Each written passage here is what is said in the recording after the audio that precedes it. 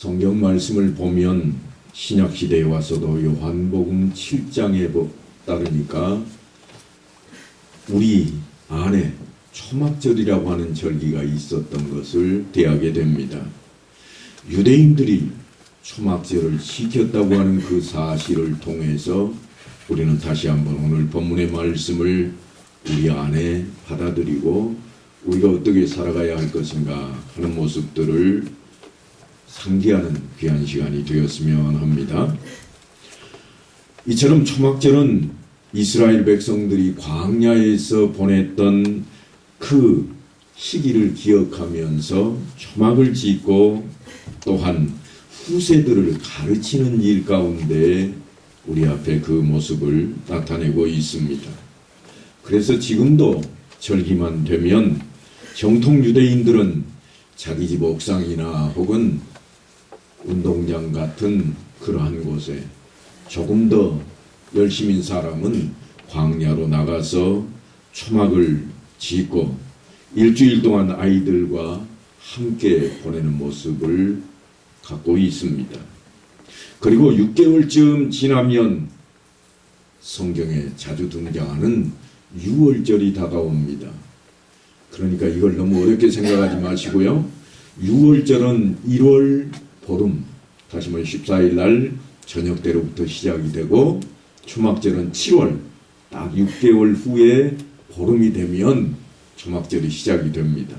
그러니까 1년을 두 토막 내서 앞과 뒤가 정확히 나뉘어 있는 그런 모습입니다. 그래서 예수님께서 십자가에 달려 죽으시기까지 대략 6개월이 남아있는 그 기간에 대한 이야기가 신약성경 요한복음에 기록이 되어 있습니다. 오병이어 사건 이후에 몇 차례 소동이 있기도 했지만 그때쯤에는 예수님께서 하시는 일에 대한 소문이 파다하게 갈릴리 지역에 퍼져 있었고 그리고 이스라엘 전체까지 퍼져나가게 되어서 예수님을 따르는 사람들이 많이 있었습니다. 그래서 성경 그들을 가리켜 무리라 하는 표현을 쓰기까지 합니다. 그런데 예수님께서 이제 갈릴리를 떠나서 예루살렘으로 이동을 하시기 시작합니다. 갈릴리 지역은 남방에 있는 예루살렘보다는 비교적 안전한 그런 지역이었습니다만 예루살렘은 사실 조금 다릅니다. 예루살렘은 유대인들이 자신들의 율법 해석과 다른 모습을 가진 사람들이 있으면 누구든지 죽이려고 하는 율법의 목숨을 건 그러한 열심 당원들이 머무는 곳입니다. 그래서 유대교의 지도자들과 바리새인들은 예수님을 어떻게 해서 처치해버릴까 혈안이 되어 있었습니다. 그것이 바로 예루살렘입니다. 그런데 왜 사람들이 예루살렘의 그 험악한 험상궂은 예루살렘으로 모여드는가 하면 이스라엘 유대인들에게는 3대 절기가 있어서 6월절과 7.7절 그리고 이 초막절에 예루살렘으로 다 모여들었기 때문입니다. 그래서 절기만 되면 예루살렘이 흥청거렸습니다. 사람들로 넘쳐났습니다. 바로 그때 이야기입니다. 그날에는 유대인 남자들은 모두가 예루살렘 성전에서 제사를 드려야 했으니까요. 오래전부터 해오던 그러한 일입니다.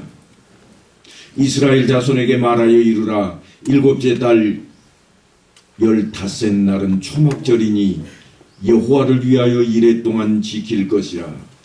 그래서 초막절은 유대인의 종교력으로 7월 15일부터 일주일간 동안 지켜지는 그러한 절기입니다. 태양력으로 우리가 말하는 양력으로 계산하면 대략 10월 둘째 주쯤 해당하는 그런 어간에 해당이 됩니다. 이들에게 종교력으로 이 7월은 매우 중요합니다. 7째 달 곧 그 달 첫날은 너희에게 쉬는 날이 될지니 이는 나팔을 불어 기념할 날이요 성회라. 어떤 노동도 하지 말고 여호와께 화제를 드릴지니라. 7월 첫째 날은 나팔을 부는 나팔절입니다. 물론 유대인들은 이 날을 자기 민족들의 설날로 삼았습니다. 그래서 새해의 첫날이 되기도 합니다. 그들에게는 6월절로 시작하는 종교력이 있는가 하면 바로 이 설날처럼 나팔을 불 때 시작하는 그러한 유대력이 있습니다. 우리에게도 그런 게 있잖아요. 양력이 있는가 하면 음력이 있고, 요즘은 사라져서 사용을 하지 않습니다만 저희가 젊었을 때까지만 해도 단기력을 사용을 하는 분들이 많이들 있었습니다. 이와 같은 모습들이 있었던 것을 기억하고 오늘 말씀을 좀 들여다봐야 되겠습니다. 그리고 아주 중요한 속죄일이 다가옵니다. 7째 달 열흘날은 속죄일이니 너희는 성회를 열고 스스로 괴롭게 하며 여호와께 화제를 드리고 이날에는 어떤 일도 하지 말 것은 너희를 위하여 너희 하나님 여호와 앞에 속죄할 속죄일이 됨이니라. 대제사장은 1년에 단 한 차례 이 속죄일을 맞아서 지성소에 들어가서 자신과 백성들, 다시 말하면 이스라엘 전체의 죄를 대속받는 그러한 날이기도 했습니다.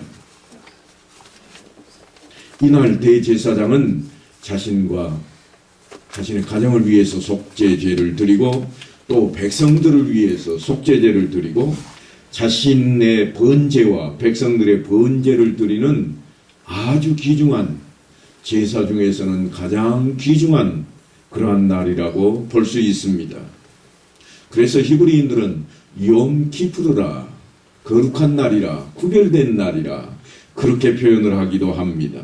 그런데 조금 전에 제가 읽어드렸던 성경의 말씀처럼 그날 갑자기 스스로 괴롭게 하라, 이렇게 우리말 성경에는 번역이 되어 있습니다.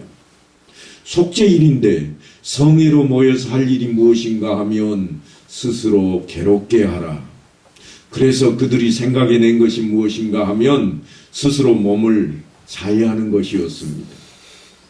그래서 속죄일이 되면 백성들 중에 조금 정통 유대인이라 하는 사람들은 자기 팔목을 묶어놓기도 하고 어떤 사람들은 피를 흘리도록 살을 찢기도 하고 또 어떤 사람들은 높은 나무를 세워놓고 높은 나무 위에 올라가서 하루 종일 내려오지 않고 거기에 정자하고 앉아있는 사람이 있는가 하면 어떤 사람은 저 산 위에 올라가서 물 한 모금 안 마시고 하루 종일 땅을 치며 여호와 하나님을 부르는 그러한 일도 있어 왔습니다.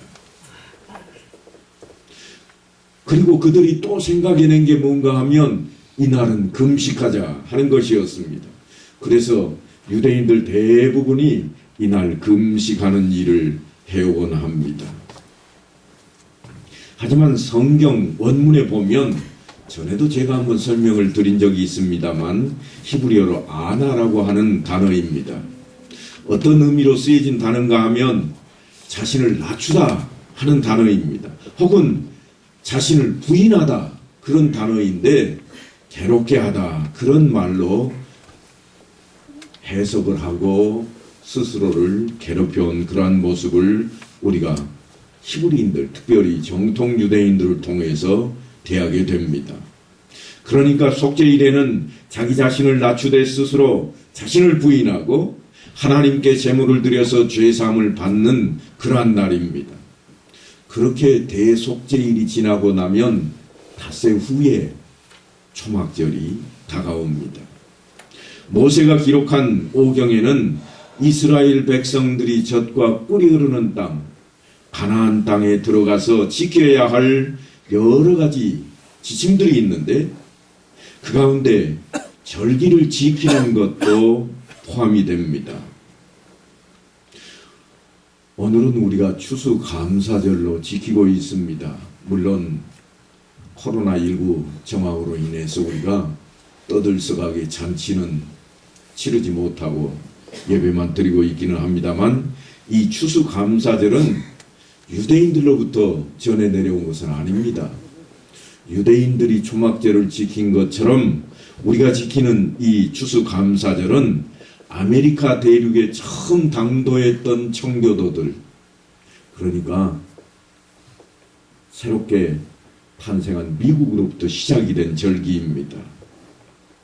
그 청교도인들이 배를 타고 그 멀리까지 신아메리카 대륙으로 건너가서 새롭게 정착을 하고 그들이 농사를 지어서 이제 하나님 앞에 그 은혜에 감사하며 영광 돌리는 날이 다름 아닌 추수감사절입니다.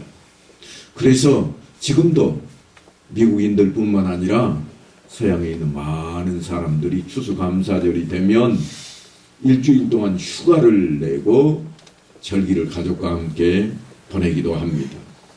우리는 지금 구약 성경, 그것도 모세 시절에 기록되어 있던 성경을 통해서 초막절에 대한 것을 들여다보고 있습니다.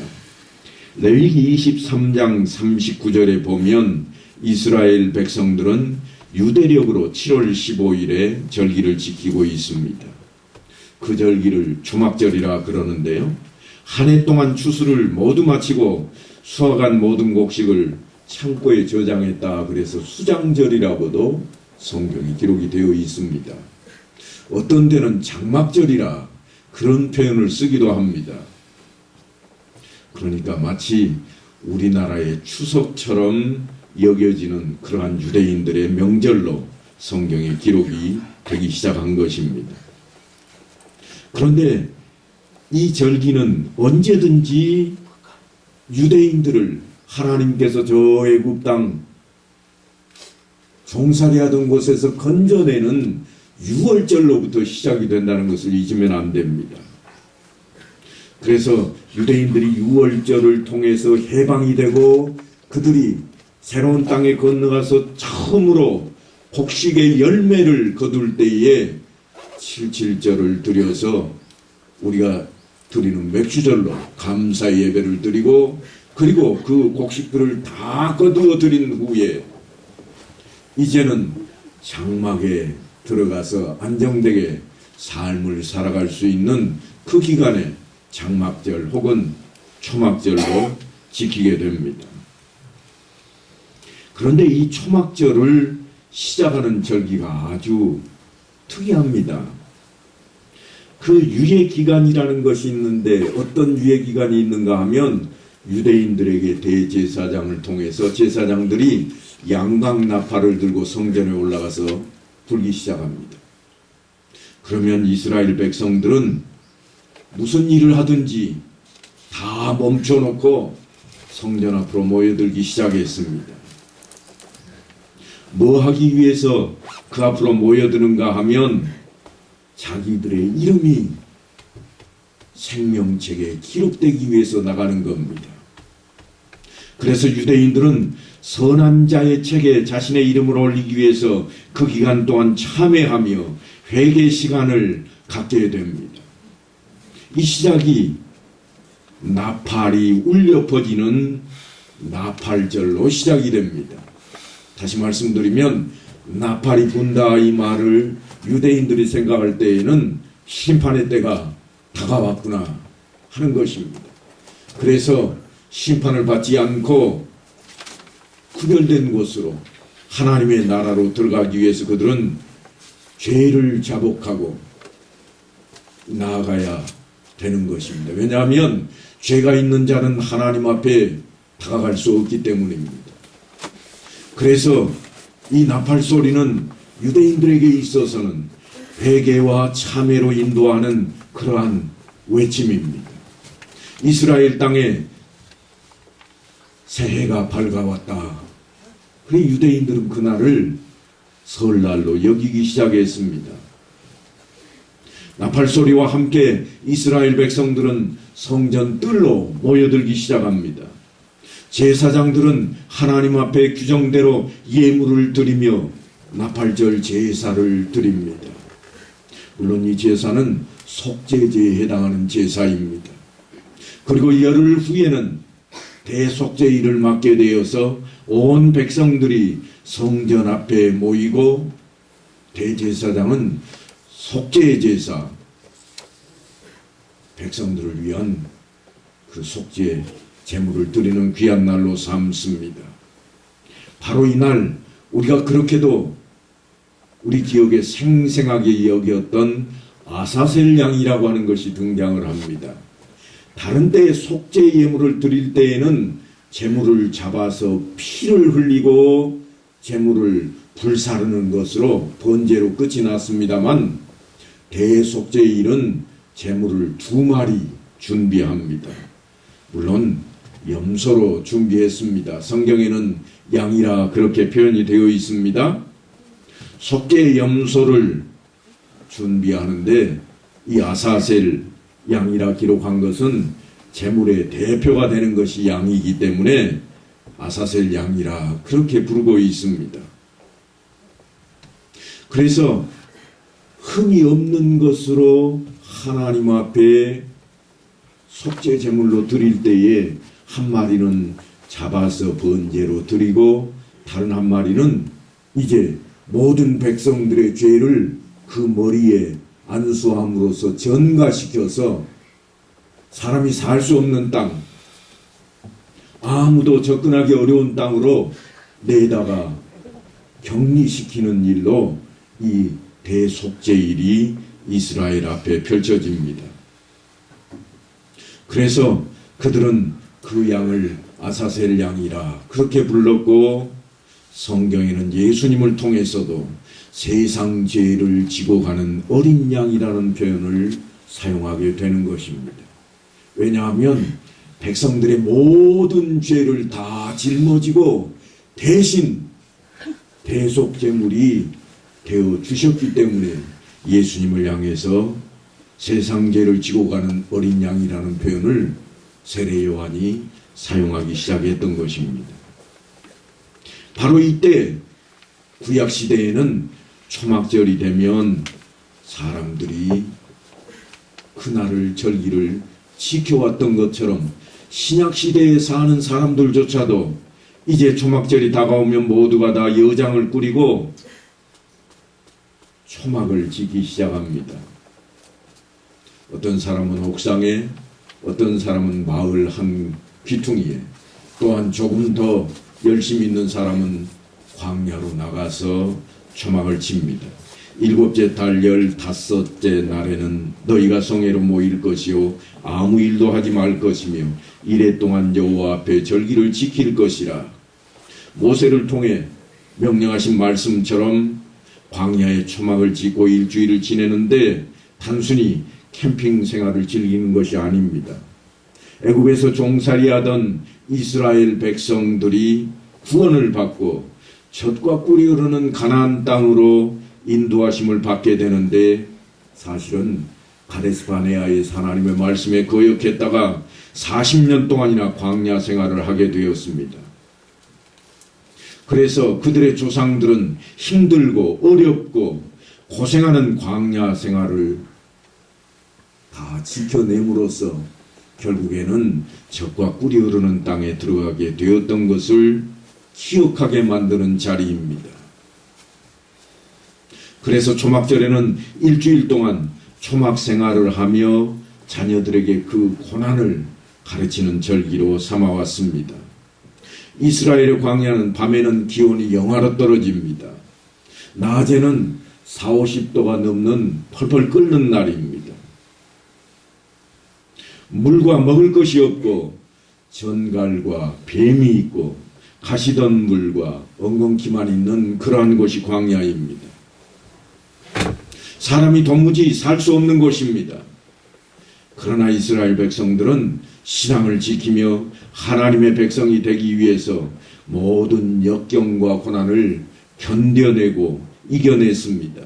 그것을 지금 자녀들에게 가르치는 절기로 초막절을 보내고 있습니다.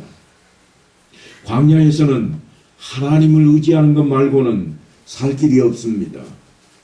자신들의 힘으로는 아무것도, 어느 것 하나도 해결할 수가 없습니다. 광야에서는 낮에 구름 기둥이 없으면 펄펄 끓습니다. 그리고 밤에 불기둥이 없으면 차갑게 얼어갑니다. 그러니까 뜨거운 햇볕은 구름으로 가려주어야 했고 차가운 밤 공기는 불기둥으로 막아줘야만 했습니다. 그뿐만이 아닙니다. 마실 물과 먹을 양식도 있어야 됩니다. 이스라엘 백성들은 마실 물과 만나와 메추라기 그리고 구름기둥과 불기둥 이러한 것들을 통해서 40년 동안이나 보호하시고 인도하셨던 그 하나님을 광야에서 만날 수 있었습니다. 그들은 결국 하나님의 마음을 읽을 수 있게 되었고 하나님의 약속을 믿고 하나님의 계명을 순종하면서 살아가는 길로 탈바꿈 많은 민족을 이루게 됩니다. 그들의 신앙심도 날이 갈수록 더욱 단단해지고 튼튼해졌습니다. 하나님의 약속의 말씀을 붙들게 된 것입니다. 그래서 모세의 입술을 통해서 그들 앞에 그들이 차지할 젖과 꿀이 흐르는 땅으로 가라고 할 때 이제는 다시금 못 가겠다고 버티는 사람이 한 명도 없었습니다. 그처럼 이스라엘의 모든 절기는 하나님의 구원하심을 기억하며 자녀들이 하나님을 체험하도록 만들어진 그러한 절기였습니다. 특별히 초막절은 광야에 초막을 짓고 선조들의 경험을 체험하며 다시 하나님 안에서 새롭게 되기 위해 제정된 그러한 절기입니다. 이스라엘 백성은 누구나 새해를 알리는 나팔 소리를 듣게 되면 먼저 회개하며 엎드렸습니다. 그리고 나팔절 제사를 드리며 말씀을 듣고 속죄일을 맞이하며 제사를 통해 죄사함을 받고 광야로 나아가서 초막을 짓고 자신들의 조상이 어떻게 신앙을 지켜왔는지 깨닫는 시간을 갖게 되었다고 하는 것입니다. 참으로 놀랍습니다. 이렇게 절기를 통해서 그들이 이루고자 하는 것이 무엇이었는가? 그것은 바로 오늘날 예수를 믿는 우리가 또한 이루어내야 할 그러한 일일 것입니다. 그들이 무엇을 이루기 위해 초막을 짓고 광야에서 그렇게 버티며 자녀들을 가르쳤을까요? 그것은 첫째로는 거룩해지는 것입니다. 거룩이라고 하는 이 단어는 구별시킨다 하는 뜻을 담고 있습니다. 그러니까 그들은 세상과 구별된 모습으로 나아가는 것입니다. 내가 또 너희를 나의 소유로 삼으려고 너희를 만민 중에서 구별하였음이니라. 왜 구별했는가 하면 너희가 내게 대하여 제사장 나라가 되며 거룩한 백성이 되리라. 하나님께서 예배 드리는 자로 그들을 구별하셨다고 말씀합니다. 베드로 사도는 그 이야기를 우리에게 이렇게 전합니다. 너희는 택하신 족속이요 왕같은 제사장들이요 거룩한 나라요 그의 소유가 된 백성이니 그렇게 구별시켜 놓았다는 겁니다. 그래서 그렇게 구별시켜 놓은 이유가 뭔가 하면 이는 너희를 어두운 데서 불러내어 그의 기이한 빛에 들어가게 하신 이의 아름다운 덕을 선포하게 하려 하심이라. 그리고 아주 중요한 한 말씀을 이어서 우리에게 또 전합니다. 너희가 전에는 백성이 아니더니 이제는 하나님의 백성이요. 무슨 말씀인가 하면 이제야 우리가 하나님의 백성이 되었다는 겁니다. 과거에는 죄 속에 살고 멸망 속에 살아가던 우리였는데 이제야 하나님의 백성으로 다시 태어났다고 하는 그런 말씀입니다. 전에는 아니었지만 이제는 하나님의 은혜로 예수를 믿고 하나님의 백성이 되었습니다. 하나님은 거룩하십니다. 그래서 하나님께서는 우리에게조차도 거룩하라고 명령을 하시는 겁니다. 너희는 거룩하라. 이는 나 여호와 너희 하나님이 거룩함이니라. 또한 이스라엘 백성들이 초막에서 다짐했던 두 번째가 무엇인가 하면 스스로 성결해지는 것이었습니다. 성결해진다. 이 말씀은 속죄 제사를 통해서 그동안 지은 허물과 죄를 하나님 앞에 사함을 받았습니다. 죄사함을 받았다는 겁니다. 그러면 죄사함 받으면 끝인가? 그게 아닙니다. 허물과 죄는 모든 관계 속에서 벌어지는 것들입니다. 그래서 우리 신앙생활 가운데 가장 중요한 것이 무엇인가 하면 어떤 관계를 맺을 것인가 하는 것입니다. 그 관계에는 물론 하나님과의 관계가 있고 또한 이웃과의 관계도 있습니다. 예수님께서도 하나님과의 올바른 관계와 이웃과 좋은 관계를 맺어야 할 것을 일찌감치 말씀을 하셨습니다. 네 마음을 다하고 목숨을 다하고 뜻을 다하여 주 너의 하나님을 사랑하라 하셨으니 이것이 크고 첫째 되는 계명이요 둘째도 그와 같으니 내 이웃을 내 자신과 같이 사랑하라 하셨으니 이 두 계명이 온 율법과 선지자의 강령이니라. 그런데 그 관계를 깨뜨리는 것이 무엇인가 하면 바로 죄입니다. 죄가 하나님과 나 사이, 그리고 죄가 나와 내 이웃과의 사이를 끊어놓습니다. 그 죄를 제거할 때에 우리는 새롭게 나아갈 수 있습니다. 죄를 용서받는 것으로 끝이 아닙니다. 다시금 관계가 회복되어서 죄를 가까이 하지 말아야 되겠다고 하는 것입니다.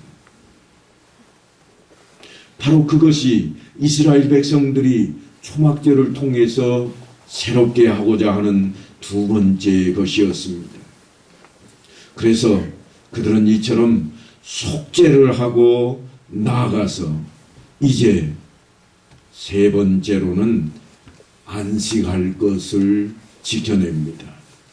하나님께서 정하신 절기에는 아무도 노동을 할 수 없었습니다. 노동이 금지되어 있습니다. 그런데 사람들은요, 너나 할 것 없이 누구나 다 노동을 통해서 인생을 완성하려고 합니다.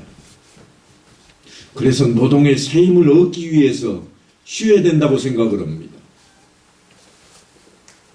안식을 한다는 생각이 아니라 일하기 위해서 쉬어야 된다는 거예요. 사람들의 생각이 한결같습니다. 머릿속에 일밖에 없습니다. 하지만 인생은 노동으로 완성되어지는 것이 결코 아닙니다. 하나님과 안식에 들어갈 때에 비로소 완성이 되어지는 것입니다. 그래서 안식은 하나님께로 나아가는 것을 의미합니다. 그래서 흔히 장례식장에서 쓰는 용어가 뭔가 하면 이제야 안식의 때를 맞게 되었노라고 하는 표현을 쓰게 되는 것입니다. 하나님을 찾고 하나님 앞에 나아가며 하나님의 말씀을 구해야 할 것인데 우리는 일을 보면 결코 그렇게 하지를 못합니다. 일체의 인생을 위한 일을 하지 말라고 하나님께서 절기 때마다 명령하시는 이유가 바로 거기에 있습니다. 하나님의 말씀 앞에 하나님 앞에 예배드리며 자신의 삶을 되돌아봐야만 할 것을 말씀한 것입니다. 그것 때문에 인생을 일을 위해 시간을 보내지 말라고 하시는 그러한 이야기입니다. 나팔 소리가 울려 퍼지면 유대인들은 이제 새로운 시작을 알리는 소리로 알고 새해가 시작되었다는 생각을 갖게 되었습니다. 그래서 그들은 새해가 되면 우리가 소망하는 것처럼 그들도 소망을 하게 됩니다. 그래서 초막절에 그들이 새롭게 하는 것 가운데 있는 게 뭔가 하면 소망하는 것입니다. 이스라엘 백성들은 새해를 알리는 나팔 소리를 들으며 영적인 잠에서 깨어납니다. 뒤돌아보는 겁니다. 다짐을 합니다. 마치 오늘날 우리나라 사람들이 새해 첫날만 되면 저 동쪽 끝으로 나아가서 떠오르는 해를 바라보며 새롭게 다짐하는 것처럼 이스라엘 백성들은 이 나팔절을 새해 첫날로 삼고 바로 그날 하나님을 향해 새로운 소망을 찾기 시작합니다. 가난할지라도 포로가 되어 있을지라도 병들어 아플지라도 그 나팔 소리를 들으면서 메시아가 이 땅에 오실 것을 소망하는 겁니다. 하나님께서 자신들과 함께 하신다는 사실을 굳게 믿고 있습니다.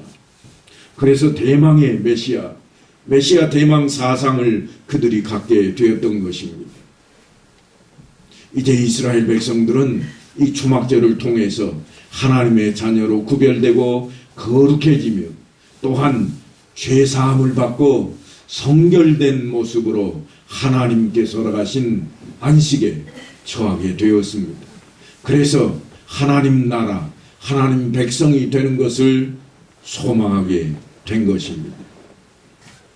그 하나님께서는 우리에게 어떤 분이십니까? 예수를 믿는 우리 앞에도 여전히 그 하나님은 하나님이 세상을 이처럼 사랑하사 독생자를 주셨으니 이는 그를 믿는 자마다 멸망하지 않고 영생을 얻게 하려 하심이라.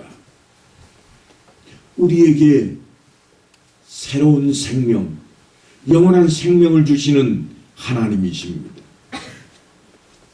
이스라엘 백성들이 메시아를 대망했던 것처럼 오늘날 우리도 다시 오실 주님, 그 메시아를 대망하는 순간을 맞게 되었다고 하는 것입니다. 무엇보다 중요한 것은 우리의 죄를 대속하기 위해 주님께서 이 땅에 오셨던 것을 기억하는 것입니다. 죄를 대속해 주시는 것으로 끝내는 것이 아니라 영원히 사는 영생을 주시기 위함입니다. 그러니까 초막절 이전에 있는 속죄하는 날만 있는 것으로 끝이 결코 아닙니다. 영원히 살아가는 영생을 주시기 위해 우리 앞에 오시되 우리의 죄값을 대신 지신 주님이십니다. 그래서 주님께서 공생애를 시작하면서 맨 처음 외쳤던 말씀이 무엇인가 하면 회개하라, 천국이 가까이 왔느니라. 회개하는 자 앞에 영생이 있다고 하는 것입니다. 죄 없는 자만이 하나님 앞에 나아갈 수가 있습니다. 그것이 속죄제의 근본입니다. 회개하라고 하신 것은 우리 모두가 죄인이므로 그 죄의 자리에서 떠날 것을 요청하는 것입니다. 이스라엘 백성들에게 하나님께서 상번제나 안식일이나 월삭의 제사를 드리라고 하는 것은 그들로 하여금 날마다 하나님의 백성인 것을 인식하라고 하는 것입니다. 잊지 말라. 우리 말에 이런 말이 있잖아요. 어떤 말인가 하면 금방 우리는 뒤돌아서 버리는, 그래서 뒤돌아서는 것을 막기 위해서 행하는 일이 뭔가 하면 3번씩이나 다시 한다고 하는 거예요. 그렇게 하지 않으면 잊어버릴까 봐. 마찬가지로 이스라엘 백성들에게도 주어진 것이 늘 예배를 통해서 하나님을 잊지 말라고 하는 겁니다. 또한 6월절과 77절 그리고 초막절을 통해서 그들이 하나님 백성으로 살아가는 자세를 점검하게 만들고 있습니다. 그렇다면 우리는 어떻게 해야 할까요? 이제 우리도 하나님의 백성으로 살고 있는지 살펴보아야만 할 때가 되었습니다. 땅의 것에 집착하는 삶을 살고 있지는 않는지, 나보다 남을 낮게 여기는 그러한 삶을 내 안에 얼마나 품고 있는지 살펴보아야 합니다. 그래서 우리 자신을 변화시켜야 될 때입니다. 그렇게 함으로써 구별되고 성별된 모습으로 하나님 안에 안식을 소망하고 누리는 온 성도들의 삶을 이루게 되기를 간절히 축원합니다.